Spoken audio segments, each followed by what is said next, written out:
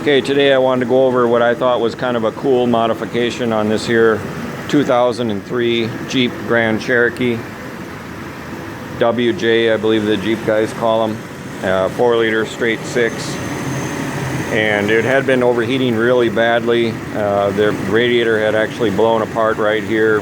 Volcanoed all the fluid out of there, made a huge mess. Come to find out it was overheating. The reason it was overheating was the electric cooling fan wasn't coming on, and this here relay was not allowing the fan to come on. This is the fan relay, cooling fan relay. It's mounted under this headlight. If you take this bolt out and pull the headlight straight forward, there's a plastic floor underneath of there, and there's a video on YouTube of a guy cutting an access hole in there and getting to that fan relay. It's mounted underneath of there. And that's what I did, and that worked great. This was about 60 bucks from O'Reilly's, and that's November 16. I bought the lifetime warranty one. They had a cheaper one, but I figured I better get the lifetime one.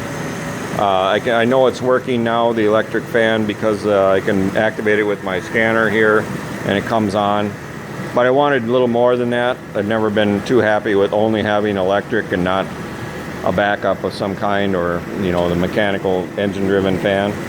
So I was reading about some guys that had done that and taken the fan off a Ford Explorer and put it on here. So I tried that.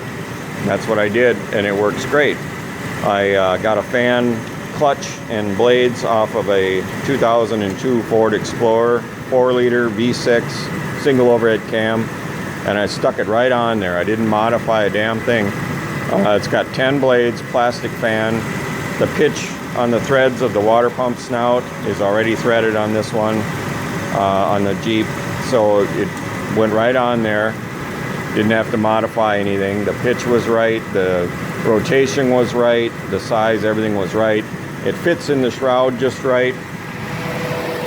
It's depth-wise sits in there just right. There's room around the fan shroud, about 1.5 inches all the way around, so it doesn't have to hit when the engine moves from torque and so forth. Pulls a ton of air. It's working great. I'll show you here with a rag. See, it sucks the rag right onto the grill, and show you here how much air it's pulling air like crazy. So it works really good. It's been running now about half an hour.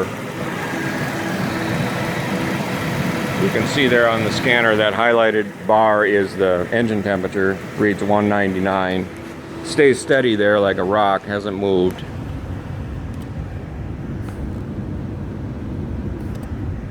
Inside, the temp gauge reads just under 210, so obviously temp gauge is off a little bit, but that's where it should run, kind of almost straight up and down like that. So it's really working out good so far. What else was I going to say? I guess that's about it. So if you wanted to add a mechanical fan, that worked for me. Like I say, 2002 Ford Explorer V6 single overhead cam, put it right on there, no modifications, works great. I left the electric one alone. Didn't have to modify that at all. There's plenty of clearance in between the two. And when I turn the electric fan on with this, there's no turbulence interference. They both work together good enough where it doesn't cause any issues. So it worked for me. Of course, you do it at your own risk. I'm not responsible for a damn thing. I think that's what the lawyers speak on that is, but it worked for me. Bye.